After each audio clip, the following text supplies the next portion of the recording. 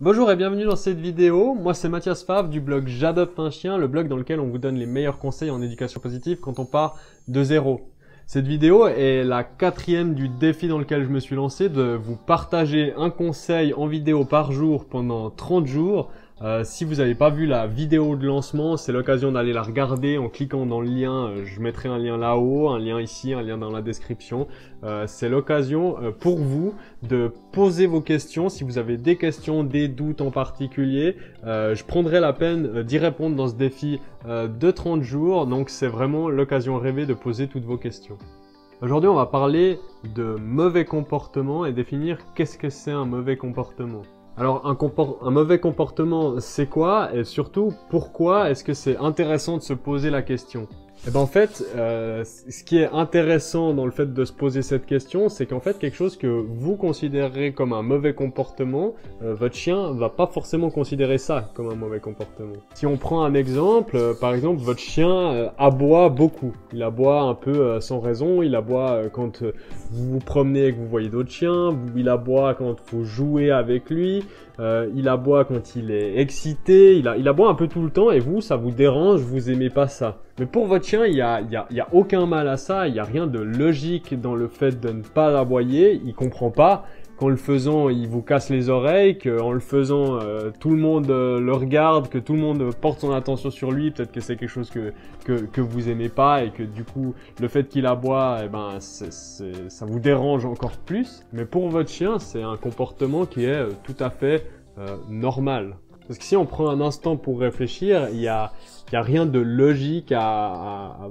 empêcher un chien d'aboyer au final. Parce que le chien, pourquoi est-ce qu'il aboie? Le chien, il aboie pour communiquer, il exprime son excitation, sa joie ou même des fois sa peur ou son anxiété. Donc c'est vraiment dans cet esprit-là qu'il aboie. Donc en fait, il y a aucun mal là-dedans.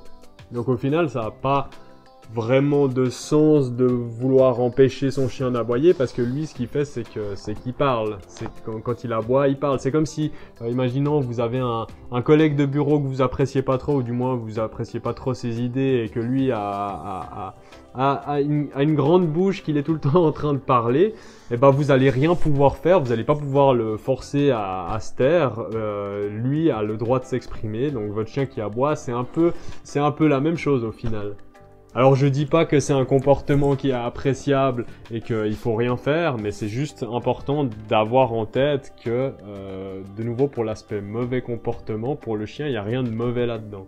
Donc nous, ce qu'on va essayer de faire, c'est quand même de tamiser ça, de pas l'empêcher, mais juste lui expliquer. Donc de nouveau, c'est le principe de l'éducation, lui expliquer que aboyer, c'est pas très bien de le faire, il faut qu'il essaye de se canaliser pour ne pas le faire, et on va utiliser nos friandises pour lui apprendre ça.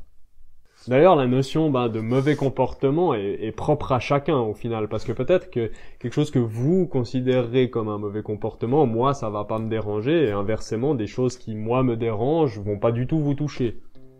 Si je prends un exemple, par exemple, dans mon village, ce que j'ai remarqué, c'est que pour les gens, c'est tout à fait normal de se promener avec son chien et de voir son chien qui urine sur tous les murs. Alors moi, c'est quelque chose que j'estime être justement un mauvais comportement. Donc à mon chien, ce que j'ai fait, c'est que je lui apprends à ne pas le faire et que les pipis, c'est dans les coins d'herbe. Mais ça montre bien cette nuance, parce que pour tous ces gens, bah voilà, ils voient leur chien faire pipi sur tous les murs, ça les dérange pas de voir de jolies petites taches sur tous les murs du village, même si moi ça me dérange un peu. Et malheureusement, c'est comme ce que j'expliquais avant, c'est que pour eux c'est pas normal, et moi je peux pas les forcer à faire ce que moi j'ai envie, je suis obligé d'accepter la chose, et au final chacun fait un peu ce qu'il veut, fait un peu comme il veut, mais c'est vraiment important d'avoir cet aspect-là en tête vis-à-vis d'un mauvais comportement. Mais alors pourquoi est-ce que je vous parle de tout ça au final ?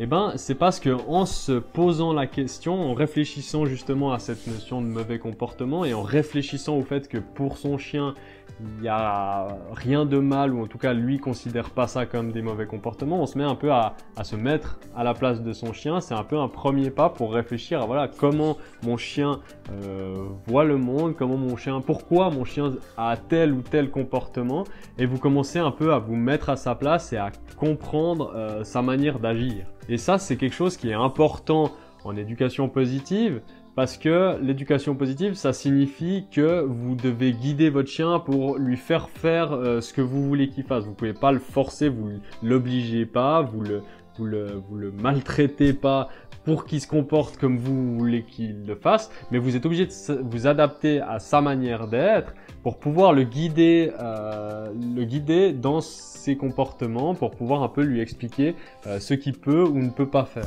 Parce que si on fait un parallèle, par exemple, rappelez-vous quand vous étiez enfant, quand vous étiez à l'école, quand vous aviez des professeurs, eh ben un bon professeur, c'est quoi? C'est pas quelqu'un qui va vous expliquer quelque chose d'une façon et qui va s'attendre à que vous ayez compris et puis on passe à la suite.